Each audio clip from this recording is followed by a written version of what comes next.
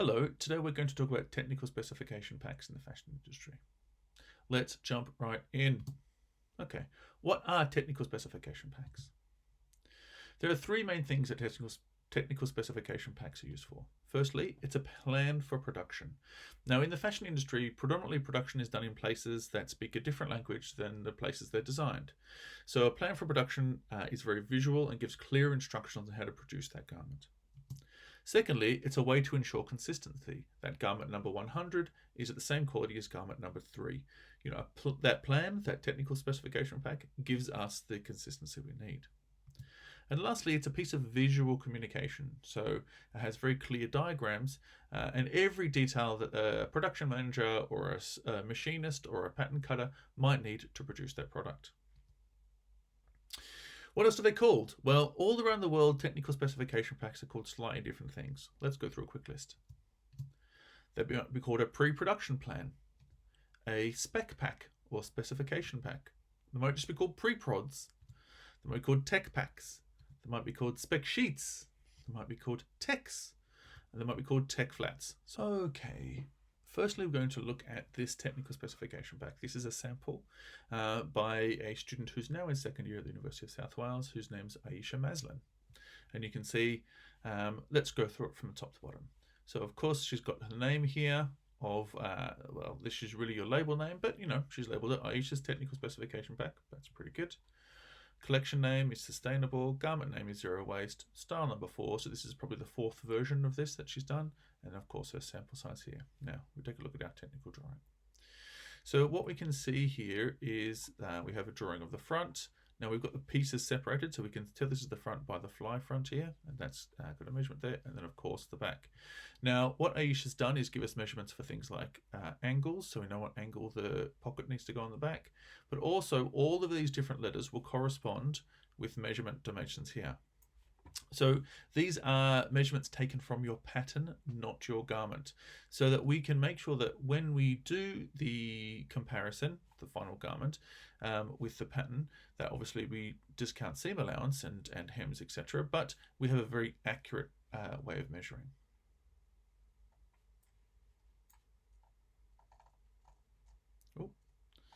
So let's take a look at her second page here. So this is her fabric specification sheet. The name of the fabric, which is a calico. We have it as a woven cotton fiber. Now, what we'd probably generally prefer here in this is maybe 100% cotton, and then perhaps the construction type, which in this case is woven, but a bit more detail might be helpful. So maybe it's a plain weave, for example. She's used 3 meters. Here's a swatch of the fabric. Here's the colors that are available. Beige, it is calico. Let's scroll down a little bit here. So we have 1.32 meters of usable width. Now, usable width is different to overall width because usable width is really only the bits that we can use. So, for example, selve edge or where there's a print edge may not be usable, so different to the overall width.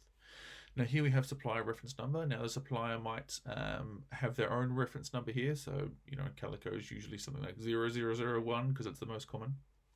Cost per unit. So she says how much the cost is and then tells us the unit. So it's £3.88 per meter. And then the available meterage. So this is the amount of meterage that that supplier has. Okay, and then of course here's our supplier details. Susan James, University of South Wales. Looks like she got this fabric from university. Okay, not bad at all. Let's keep moving. Okay, so this is the garment pre-production documentation. Now, Aisha's done a few different things here, and I'll take you through them, but it might not be called a garment pre-production. It might be called an order of assembly. So this is basically instructions to put the garment together. Now, Aisha has included the pattern cutting and the cutting out, as well as just the physical production itself. Now, most spec packs or most tech packs will just have the physical production, but it never hurts to have more detail here. So as you can see here, we have our operation, so what we need to do, our machine, what machine we use to do it on, comments about the operation, what type of thread, what type of seam, how many stitches per 3 centimeters, and what type of needle. But you can see Aisha's done this. So her first operation is pattern cutting, and she's included photographs, which are a really great idea. And you can see she's given us clear instructions on how to do the pattern cutting.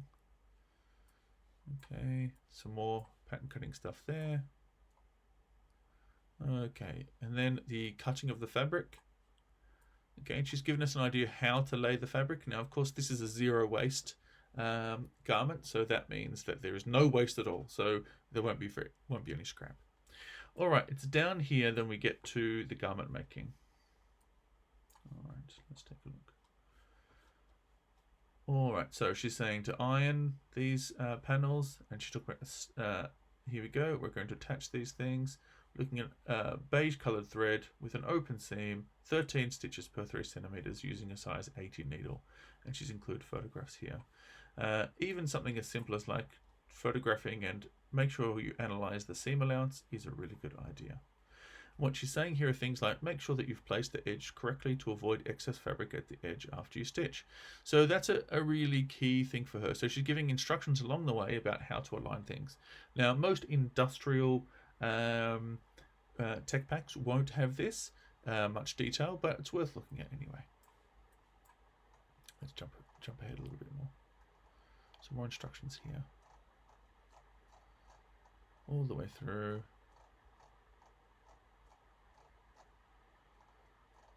Putting the fly front in. More photographs. So we're getting close to finishing. If only it was as simple as this to make garments.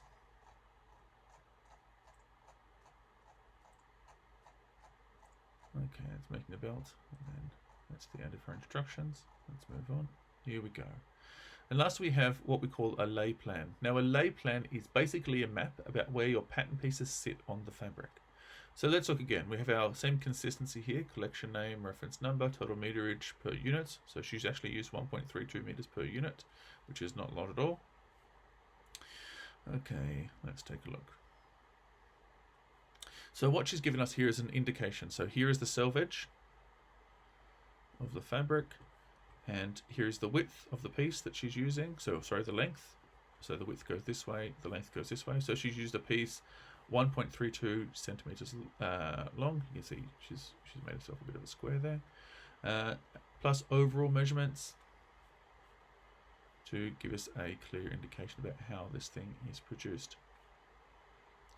So what we're looking at here in terms of our lay plan is that it's not a photograph, it is a map, and it's an accurate map. So you can see she's got her notch points in here as well, her notches here, along with consistent measurements. So if we were to place our pattern pieces on the fabric, we should be able to, for example, make sure that we get our overall measurements and make sure that we get our individual measurements. Now I'm going to take you through another one of Aisha's technical specification packs. And you can see these are very different garments. So I'm going to show you quite a few of these, probably 4 in total, so we can see the difference.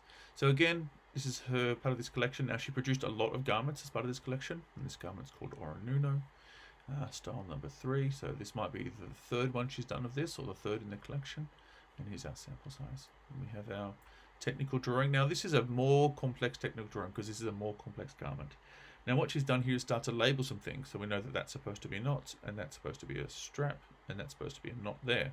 So she'll give us some instructions on that later. And again, the clear measurements here.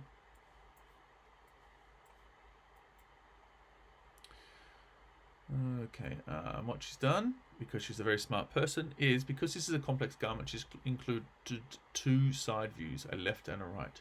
So this helps us orientate the garment. So we know that knot from before, that's where it is, and that goes around the neck. So we've got a clear idea.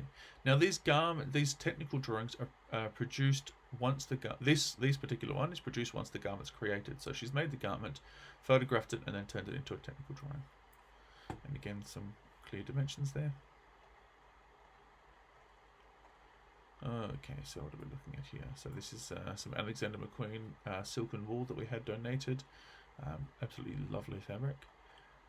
You see same fabric swatch there, what color it is, how many meters are available, how much it is per meter.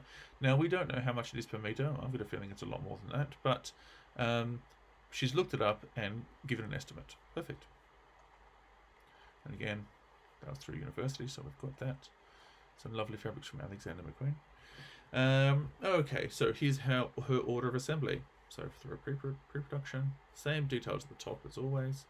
And basically she's saying start with the fabric and wrap it around from front to back. So Oronuno knows a particular type of draping technique So she's instructing you how to do the draping along with photographs. And of course pinning. There's our notch that we saw before. Lovely photo of our studio there. Okay, some clear arrows, always good.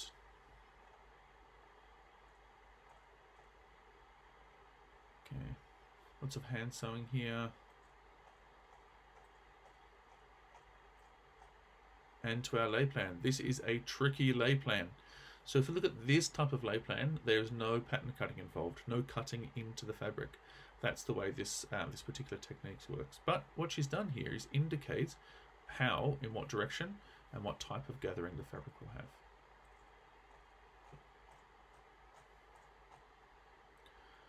Okay, and then she's included a secondary lay plan showing the fabric being gathered. Now we give her A, B, C, and D, our points from before. Let's take a look at above. Alright, so we can see we've got our references here, A, B, C, and D. We know how big the piece of fabric is, we know it needs to be gathered. Let's take a look at our second lay plan, and that's how it's been produced. So this is the level of detail that we'd expect to see. Okay, so now she's included a third lay plan showing how the thing will go together. There's our A's and B's together again. And then how to do the knot. So this is a clear set of visual instructions on how to produce the garment. Including some, we flipped that all the way up the top there. And that's the end of that tech pack. So the last one of Aisha's that I'm going to show you, I may produce another video with some different garments on it. It's always good to look through and see what we do. Is a garment that was produced entirely digitally. So some toiles were made, some physical toiles were made, maybe half scale I think, but this whole thing was produced digitally. So this might be something, a tech pack that you produce if you're sending off to have a garment sampled. So lots of people who run fashion labels have never sewn before or have no pattern cutting knowledge. So this is the way they might do it. So this might be something that you might experience in the industry. So we've got our collection again. We've got our kinetic garment. This name of this kinetic pattern cutting is a particular technique that USW students are taught. And this is a modest swimsuit. It's a free size, sample number 5. See, same technical drawing, but this is purely digital technical drawing. This one, you can tell that by the way it's created, with of course all of our measurements, all prospective measurements. Okay, and we have a front and whoa. She's labeled this as front and the back, but actually it's, you know, front and side.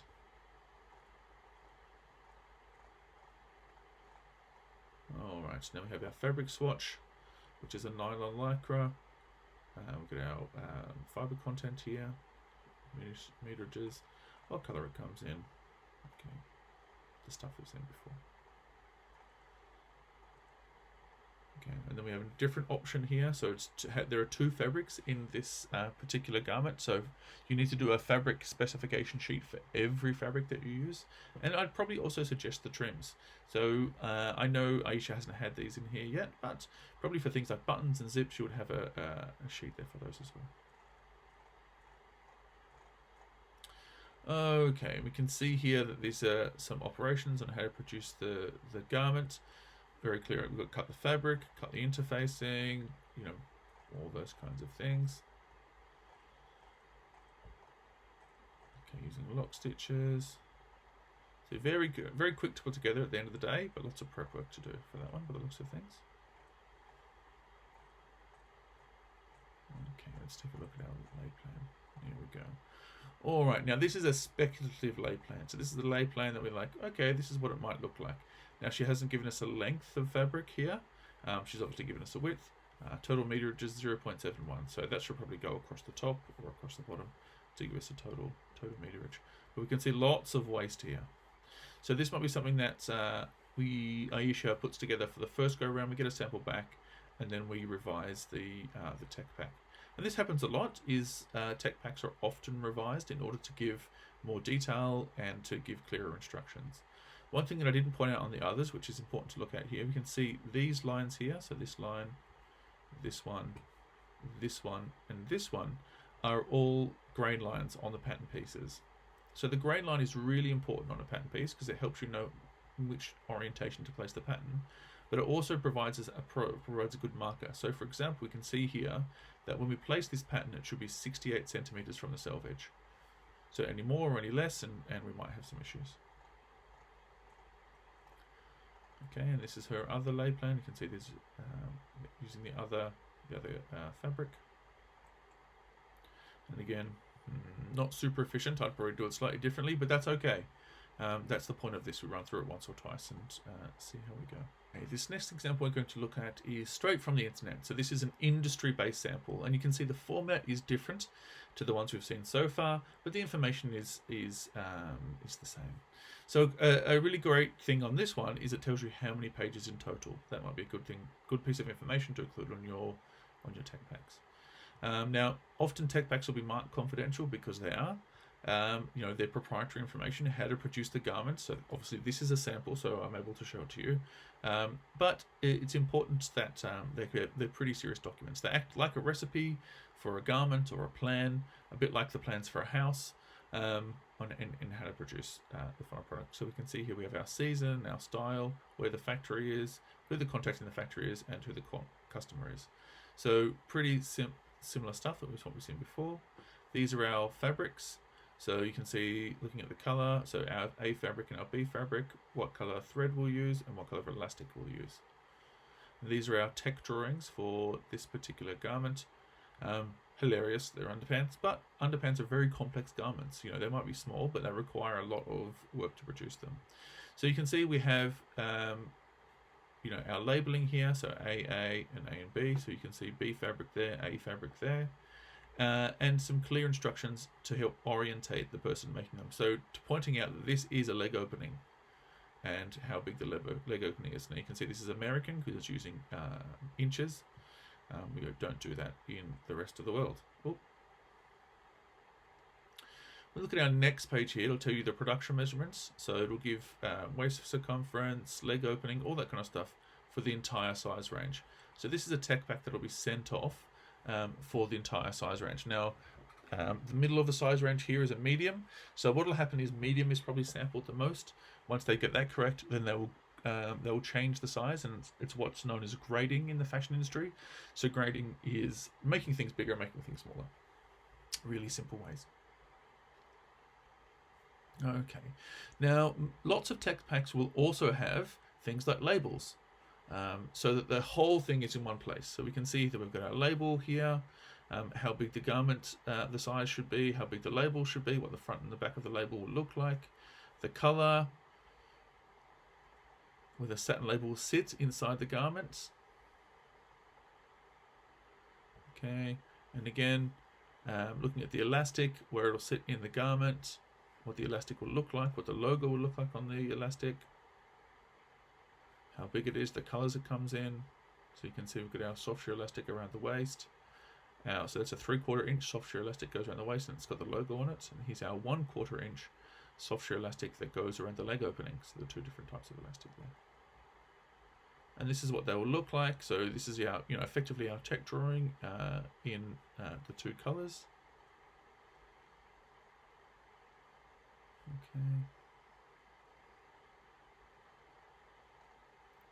Then even, for example, this one has packaging. So this will be the packaging that the product comes into, including the Pantone colors on on the colors of the printing on the packaging, the image on the front of it. Okay, where the price sticker will go, the SKU sticker, and even things like the bag, that the whole packaging will come in. So this will come in a clear poly bag. This is what the shape of the bag will look like. This is how it'll be sealed. This is the size of the bag. So nothing is left to chance. So now that we've looked at some examples, I'm going to take you through the template. So this is what your template will look like. So you've got your label name, technical specification pack, you've got our collection name. So what is the name of your collection? What is the name of this particular garment? So of course you'll need to have things like this, because once you start producing multiple garments in a collection, you'll need to be able to keep track of them. And if you're like a large retailer, for example, you might produce hundreds of styles per year. So you might need definitely some names, but certainly a style number.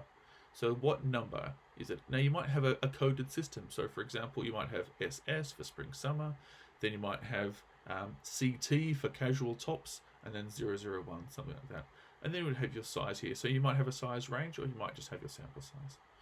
Then we have our front and our back technical drawings. Now that's the minimum. What I would also always recommend is a side view as well.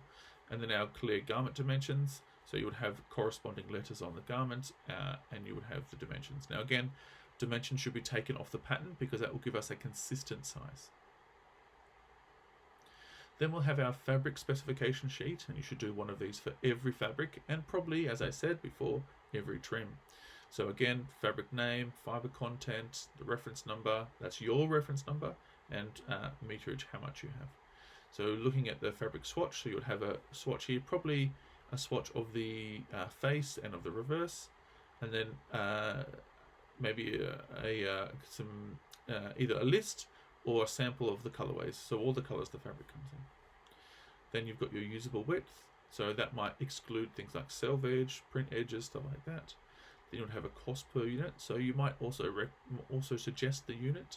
So for example, in the case of buttons, they might come in weight as opposed to length, so you might have 5 pounds per kilogram, something like that. Then you have the supplier reference number here, so what reference number does the supplier use that you get the fabric from? So you can call them up and say, hey, I want more fabric. And the available meterage, how much does the supplier have, roughly? Then of course we have our supplier details there.